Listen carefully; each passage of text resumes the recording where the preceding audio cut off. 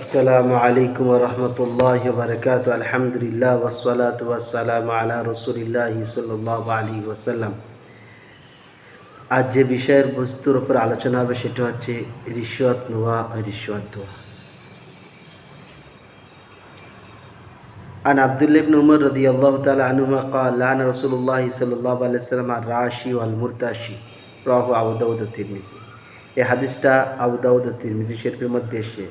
হযরত আব্দুল্লাহ ইবনে উমর রাদিয়াল্লাহু তাআলা আনহু বর্ণনা করছেন যে আব্দুল্লাহ ইবনে আমর রাদিয়াল্লাহু তাআলা আনহু বর্ণনা করছেন যে রাসূল পাক সাল্লাল্লাহু আলাইহি ওয়াসাল্লাম লানাত করেছেন রিশওয়াত দেওয়া ব্যক্তির উপরে আর রিশওয়াত যে ন্যায় দুজনের প্রতি, উভয়ের প্রতি।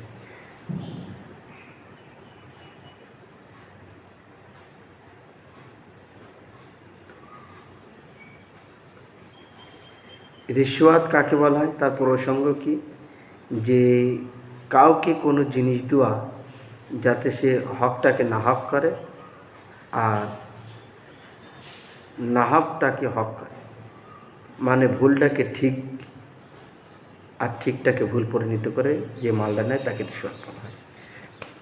ওয়ান রাদিয়াল্লাহু তাআলা আন নবী সাল্লাল্লাহু আলাইহি ওয়াসাল্লাম ক্বালা আর-রাশি ওয়াল মুরতাশি ফিন-নার, রাওয়াহু তিবরানী ওয়াল বাজ্জার।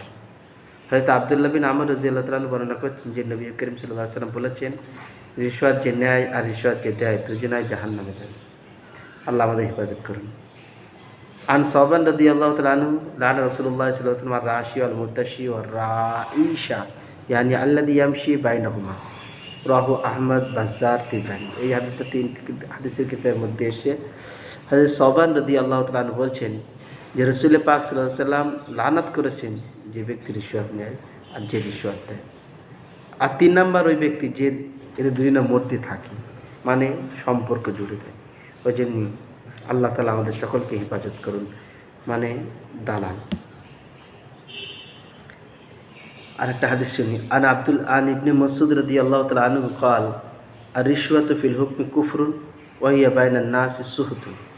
হযরত আব্দুল্লাহ ইবনে মাসউদ বর্ণনা বলছেন যে রিশওয়াত নেওয়াটা হচ্ছে কুফরি, আর রিশওয়াত মানুষের মধ্যে কঠিন পয়দা করতে হয়, মানে হারাম। কারণ এটি ব্যবহার, রিশওয়াতের পয়সাটা ব্যবহার করাটাও এটা নাজায়েজ।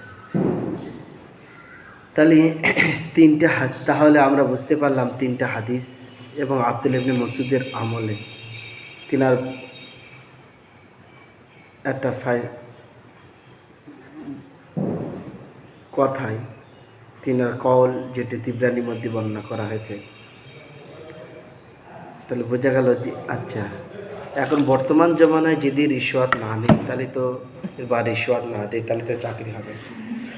হ্যাঁ, একটা ফতোয়া বা যেহেতু এখন সংকেত এরকম হয়ে গেছে যে আপনি পরীক্ষায় পাশ করেছেন, পাশ করার পর সত্ত্বেও আপনি চাকরিতে আপনাকে অ্যাভয়েড করা আছে কিসের জন্য, যে গভর্নমেন্ট আপনার কাছে কিছু পয়সা দাবি করে, বা যে কোম্পানিতে চাকরি করবেন সেই কোম্পানি আপনাকে, সেই ক্ষেত্রে আপনার দেওয়ার জন্য আপনার জন্য জায়েজ করা হয়েছে।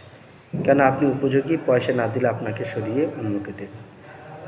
আর নাহলে এইসব বিষয় থেকে আমাদের সকলকেই আল্লাহ তাআলা হেফাজত করুন, বলুন আমিন।